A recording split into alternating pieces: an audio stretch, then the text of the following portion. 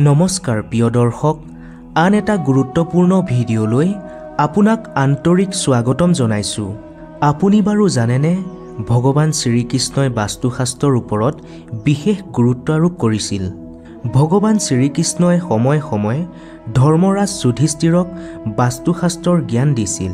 শ্ৰীকৃষ্ণই দিয়া সেই জ্ঞান সমগ্ৰ মানৱ জাতিৰ কাৰণে মহত্বপূৰ্ণ আৰু কল্যাণকাৰী।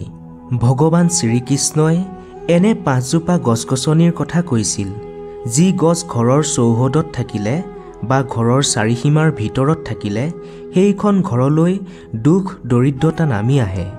ঘৰৰ চৌহদত এই 5জোপা গছ থাকিলে ঘৰখনত বাস কৰা সদস্যসকলে কোনো ক্ষেত্ৰত উন্নতি লাভ কৰিব নোৱাৰা হৈ পৰে। ঘৰৰ চৌহদত এনে গছ-গছনি থকা লোকসকলৰ জীৱনত বিফলতাই আৰু নিৰাশাই গ্ৰাস কৰি পেলায়। প্ৰিয় দৰ্শক, বাস্তুশাস্ত্ৰৰ অনুসৰি গছ-গছনি আমাৰ ঘৰখনৰ শোভা বৃদ্ধি কৰাৰ সমানে ঘৰখনৰ চাৰিওদিশৰ বাতাৱৰণ শুদ্ধ তথা পবিত্ৰ কৰি তোলে। বৃক্ষৰ দ্বাৰা ইতিবাচক শক্তিৰ সঞ্চাৰ হয়। ঘৰৰ চৌহদত শুভ গছ-গছনি ৰোপণ কৰিলে ঘৰখন উন্নতিৰ দিশে আগুৱাই যায়। লগতে এই শুভ গছসমূহে বিভিন্ন প্ৰকাৰৰ বাস্তুদোষ নাইকিয়া কৰি দিয়ে। ঘৰৰ আশে-পাশে থকা কিছুমান বৃক্ষই দেৱী দেৱতাৰ দৰে আমাক ৰক্ষা কৰে। সেইবাবে পুৰাণ আৰু আমাৰ ধৰ্মীয় শাস্ত্ৰসমূহে ঘৰৰ চৌহদত কিছুমান শুভ গছ-গছনি ৰোপণ কৰাৰ পৰামৰ্শ দিছে। আজি আমি আপোনাক জনাম, শাস্ত্ৰ অনুসৰি আমাৰ ঘৰৰ সীমাৰ ভিতৰত কি কি গছ থকাটো জৰুৰী আৰু কোনবোৰ গছ ঘৰৰ চাৰিসীমাত থকাটো উচিত নহয়। যিদৰে কিছুমান বৃক্ষক শাস্ত্ৰত শুভ বুলি কোৱা হৈছে, ঠিক একেদৰে বাস্তুশাস্ত্ৰত অশুভ বৃক্ষৰ উল্লেখ পোৱা যায়। কেইজোপামান গছ ঘৰৰ চাৰিসীমাৰ ভিতৰত থকাটো একেবাৰে অশুভ আৰু অমংগলকাৰী বুলি বাস্তুশাস্ত্ৰত কোৱা হৈছে। এই গছ ঘৰৰ চৌহদত থকাৰ বাবে বহু মনুষ্যৰ জীৱন দুখ, কষ্টৰ, অশান্তি আৰু দৰিদ্ৰতাৰ গ্ৰাহত সোমাই পৰে। এই অশুভ বৃক্ষৰ সান্নিধ্যত থাকিলে ধনহানি হয় আৰু শত্ৰুৰ সংখ্যা বৃদ্ধি হয়। লগতে মনুষ্যই নিজৰ মান সন্মান পৰ্যন্ত হেৰুৱাবলগীয়া হয়। গতিকে আপুনিও যদি জানি অজানি নিজৰ ঘৰৰ চৌহদত এনে অশুভ গছ-গছনি ৰোপণ কৰি থৈছে, তেন্তে অলপো দেৰি নকৰি তাৎক্ষণিকভাৱে সেই গছৰ গুৰিৰ সৈতে উভালি ঘৰৰ চৌহদৰ বাহিৰ কৰি দিয়ক। প্ৰিয় দৰ্শক, ভগৱান শ্ৰীকৃষ্ণই ঘৰৰ চৌহদত কেনেধৰণৰ গছ-গছনি ৰোপণ কৰিবলৈ কৈছে বা বাস্তুশাস্ত্ৰত ঘৰৰ চৌহদত কোনবোৰ গছ ৰাখিব নালাগে বুলি কৈছে, সেই কথা বিশদভাৱে জনাৰ পূৰ্বে আপুনি যদি ভগৱান শ্ৰীকৃষ্ণৰ একান্ত ভক্ত, তেনেহলে আমাৰ কমেণ্ট বক্সত সম্পূৰ্ণ ভক্তিৰে জয় শ্ৰীকৃষ্ণ বুলি লিখি ভিডিঅ'টো শেষ পৰ্যন্ত চাই যাওক। প্ৰথম কথাটো হৈছে, ঘৰৰ মুখ্য দুৱাৰ বা গেটখনত সদায় ফুল তথা লতাৰে সজাই তুলিব লাগে। মুখ্য দুৱাৰ যিমানেই সুশোভিত হ'ব, সেইখন ঘৰত সিমানেই বেছি সুখ শান্তিৰে বিৰাজ কৰিব। কিন্তু এটা কথা ধ্যান ৰাখিব, ঘৰৰ মুখ্য দুৱাৰত কেতিয়াও কোনো বৃক্ষৰ ছাঁ পৰিব নালাগে। যদি ঘৰৰ মুখ্য দুৱাৰত বৃক্ষৰ ছাঁ পৰি থাকে, তেতিয়া সেইখন ঘৰত নানা সমস্যাই দেখা দিয়ে।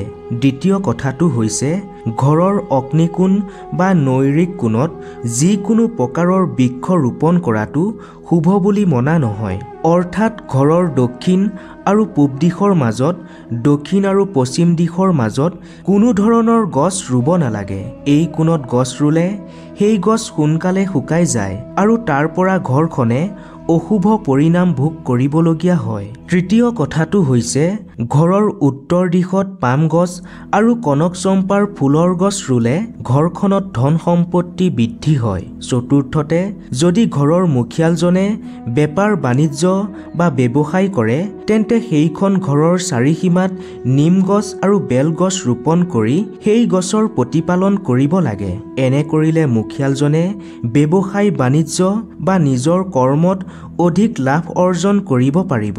পঞ্চম কথাটো হৈছে ঘৰৰ চৌহদত যদি ওপৰলৈ বগোৱা লতা থাকে তেন্তে ই ঘৰখনৰ বাবে শুভ ফল প্ৰদান কৰে। কিন্তু ঘৰৰ পৰিসৰত থকা লতা যদি ওপৰৰ পৰা তললৈহে নামি আহে তেন্তে সেই ঘৰখনত নানা অথন্তৰ হ'বলৈ আৰম্ভ কৰে আৰু ঘৰখনৰ সদস্যসকলে দুখ ভোগ কৰিবলগীয়া হয়। ষষ্ঠ কথাটো হৈছে কলগছক শাস্ত্ৰত খুবেই শুভ গছ বুলি গণ্য কৰা হয়, কিন্তু কলগছ ঘৰৰ পিছফালেহে ৰুব লাগে। যদি কোনোবাই ঘৰৰ সন্মুখ ভাগত কলগছ ৰুৱে তেন্তে সেই কলগছৰ কাষত তুলসী গছ অৱশ্যেই ৰুব লাগে বা তুলসী গছ কলগছজোপাৰ কাষত থাকিব লাগে। তুলসী গছৰ কাষত কলগছ থাকিলে ধন সম্পত্তি হঠাৎ বৃদ্ধি ঘটে, কিয়নো কলগছত স্বয়ং ভগৱান বিষ্ণুৱে নিবাস কৰে আৰু তুলসী গছত মাতা লক্ষ্মীয়ে বাস কৰে বুলি বিশ্বাস কৰা হয়। প্ৰিয় দৰ্শক, আহক এইবাৰ জানি লওঁ কোনবোৰ গছ-গছনি ঘৰৰ চৌহদত থকাটো অশুভ বুলি কোৱা হৈছে। সকলোতকৈ প্ৰথমে ক'ব খুজিছো কাঁইটীয়া গছলতাৰ বিষয়ে। ঘৰৰ চাৰিসীমাৰ ভিতৰত কেতিয়াও কাঁইটযুক্ত গছলতা ৰুব নালাগে, কাৰণ কাঁইটযুক্ত গছলতাই আমাৰ বাস্তুৰ ওপৰত প্ৰভাৱ পেলোৱাৰ উপৰিও এই গছলতাই ঘৰত থকা শিশুসকলৰো ক্ষতি কৰাৰ সম্ভাৱনা থাকে। কাঁইট থকা গছ বনে নেতিবাচক শক্তি বৃদ্ধি কৰে, কিন্তু গোলাপ ফুলৰ দৰে কাঁইটযুক্ত গছ ইচ্ছা কৰিলে ৰোপণ কৰিব পাৰি বুলি কোৱা হৈছে। অৱশ্যে ঘৰৰ ছাদত বা ঘৰৰ পৰা কিছু নিলগতহে গোলাপ ফুলৰ গছ ৰোপণ কৰিব লাগে। ধৰ্মীয় দৃষ্টিকোণৰ পৰা চাবলৈ গ'লে কাঁইটযুক্ত গছ ঘৰত থাকিলে সেইখন ঘৰত কাজিয়া আৰু অশান্তি বৃদ্ধি পায় বুলি কোৱা হৈছে। কেৱল সিমানেই নহয়, কাঁইট থকা গছে ঘৰখনৰ বাতাবৰণো অশুদ্ধ কৰি তোলে। তৃতীয়তে, গাখীৰৰ দৰে ৰস থকা গছ ঘৰৰ চৌহদত থকাটো উচিত নহয় বুলি বাস্তুশাস্ত্ৰই কৈছে।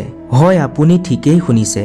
ভুলতো ঘৰৰ চাৰিসীমাৰ ভিতৰত এনেধৰণৰ গছ ৰাখিব নালাগে, কাৰণ যিবোৰ গছৰ পৰা গাখীৰৰ দৰে ৰস ওলায় সেই ৰসবোৰ আমাৰ স্বাস্থ্যৰ বাবে ঠিক নহয়। ভুলতে যদি কোনোবাই এনে ৰস সেৱন কৰে তেন্তে সেই ৰসে শৰীৰৰ ভিতৰত বিষ উৎপন্ন কৰিব পাৰে। সেইবাবে এই অপকাৰৰ পৰা বাচিবলৈ আমি এনেধৰণৰ ৰসযুক্ত গছ ঘৰৰ চৌহদত ৰোপণ কৰাৰ পৰা বিৰত থাকিব লাগে।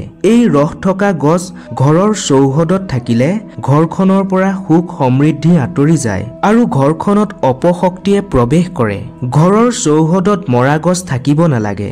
বহুবাৰ আপুনিও হয়তো দেখিছে যে আমাৰ ঘৰৰ চৌহদত থকা কিছুমান গছ শুকাই পৰে বা মৰি যায়। এনে পৰিস্থিতিত শুকাই যোৱা বা মৰি যোৱা গছবোৰ চৌহদৰ পৰা শীঘ্ৰেই বাহিৰ কৰি দিয়া উচিত। মৰা বা শুকাই যোৱা গছে ব্যক্তিৰ স্বভাৱত সাংঘাতিকভাৱে নেতিবাচক প্ৰভাৱ পেলায়। বিশেষকৈ শুকাই যোৱা তুলসী গছ ভুলতো ঘৰৰ চৌহদত ৰাখিব নালাগে। তুলসী গছ সদায় সতেজ হৈ থাকিব লাগে। শুকাই যোৱা তুলসী গছে দুৰ্ভাগ্যক আমন্ত্ৰণ জনায়। শাস্ত্ৰত কোৱা হৈছে যে যিখন ঘৰত তুলসী গছ শুকাই যায় বা মৰি যায় সেইখন ঘৰৰ পৰা দেৱী লক্ষ্মীও আঁতৰি যায়। ইয়াৰ উপৰিও ঘৰৰ চৌহদত মৰা গছ বা শুকাই যোৱা গছ থাকিলে ঘৰলৈ অকাল মৃত্যু মাতি অনাৰ সম্ভাৱনা থাকে বুলি বিশ্বাস কৰা হয়। চতুৰ্থতে আমি ক'ব খুজিছো বনসাই গছৰ কথা।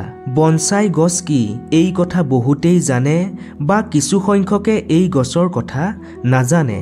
আচলতে এই বনসাই গছ হৈছে কোনো ডাঙৰ গছৰ এটা সৰু ৰূপ। কোনো পাত্ৰত ৰুই মূল শিপাডাল বাঢ়িবলৈ নিদি মাজে মাজে কাটি থাকি গছডালক চাপৰ কৰি ৰখা হয়।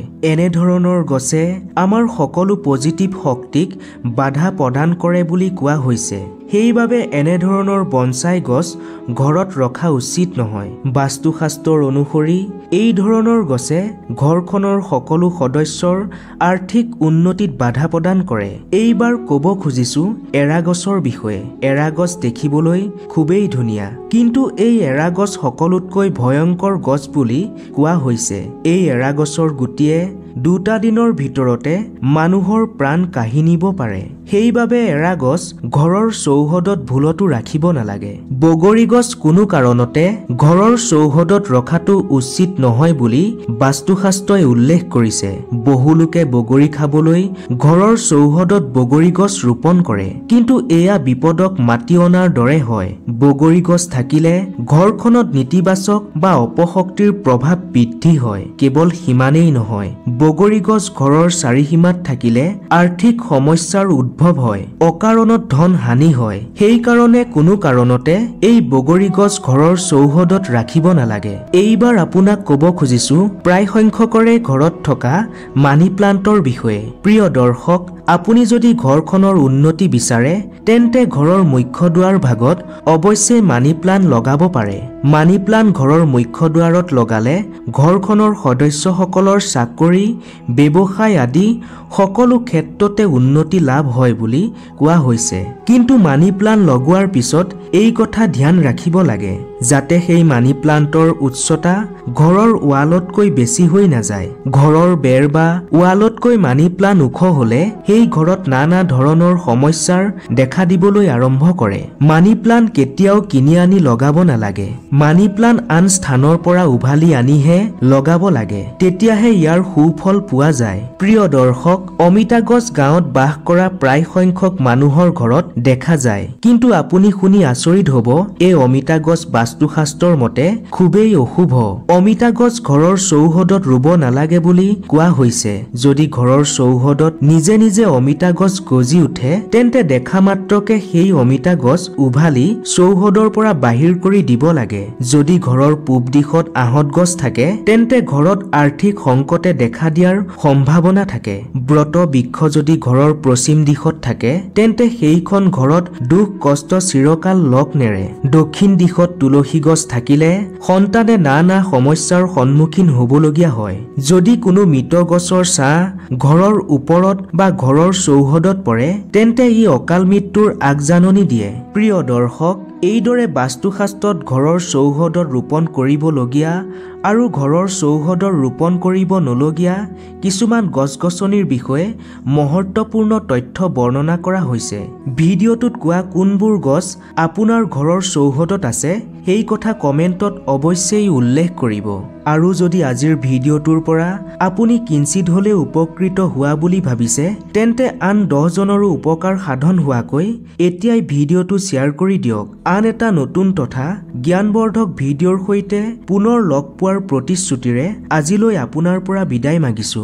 ধন্যবাদ।